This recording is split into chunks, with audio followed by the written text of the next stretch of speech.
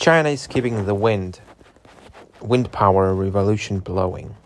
The West must spend more money on clean technology to rewire the world's energy systems, by David Fickling.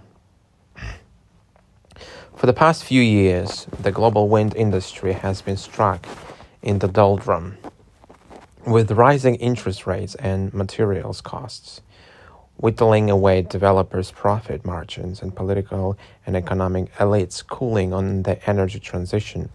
Installations of new turbines went sideways, even as the electric vehicle and solar industries gathered speed. Wind ran into turbulence. The sector was left drenched in red ink, project cancellations and failed auctions. That appeared to be ending, but don't get your hopes up too much. If wind is recovering, credit goes to the nation that's currently the boogeyman stalking the EV and solar sectors, China. First to the good news, a record 117 gigawatts of new wind turbines were installed around the world last year. The Global Wind Energy Council, a trade body, said in a report last week. That's a stunning 50% pace of growth compared to the previous year, and finally puts the world above the previous 95 gigawatts record set in 2020. Wind generated nearly 2.5 terawatt hours of electricity in 2023. GWEC found enough to provide close to 90% of the European Union's plug power. It is likely to overtake nuclear as the world's biggest source of clean energy after hydroelectricity sometime in the next 12 months. The bad news comes if you take China out of this equation. Do that and it looks like we've been struck in neutral for 3 years.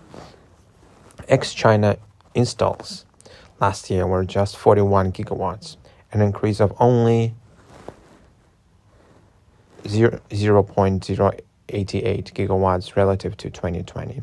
That's equivalent of half a dozen extra big offshore turbines in an industry that should be connecting thousands every year. Right now, the big headache for clean technology is mostly that much of the world is fretting about what's being deemed as Chinese overcapacity. A breakneck pace of factory building means that we will soon be equipped with the production lines to manufacture all the solar panels, EVs, and lithium-ion batteries we need. Growth has been so headlong that U.S. Treasury Secretary Janet Yellen and German Chancellor Olaf Scholz have made trips to Beijing over the past fortnight, complaining that China's ambition is pushing down prices and leaving too little space for other countries to build up their own clean tech sectors. 2 steps forward, 1 step back. Wind installations in the US, India, and Europe have stagnated for 5 years. That protectionism is wrong on the economics and will serve only to slow the energy transition. The state of wind outside China illustrates why.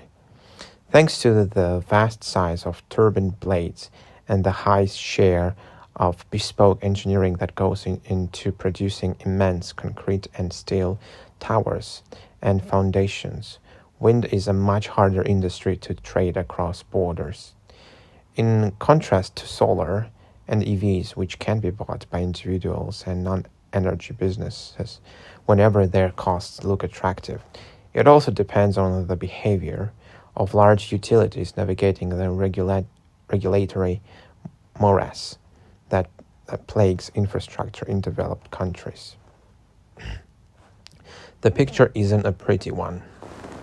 Last year, 117 gigawatts of installs of battery, more than a third of the 320 gigawatts that the International Energy Agency reckons will need to be connecting each year by 2030.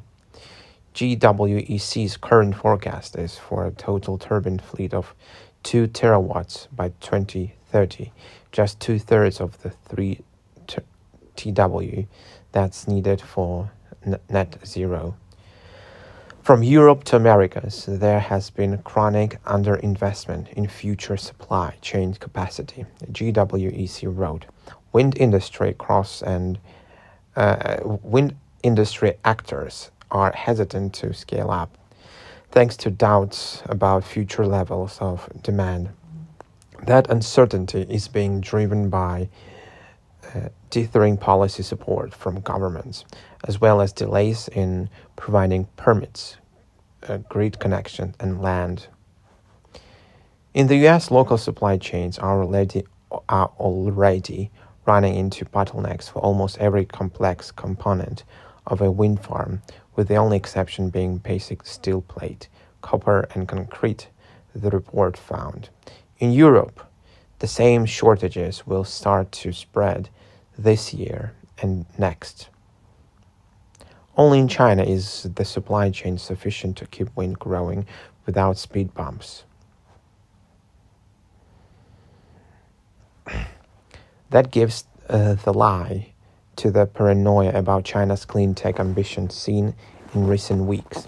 If it was exported Chinese overcapacity that was preventing the US and Europe from investing sufficiently in clean technology, you'd expect to see rich countries taking a far more aggressive approach in the one sector that's naturally protected from imports.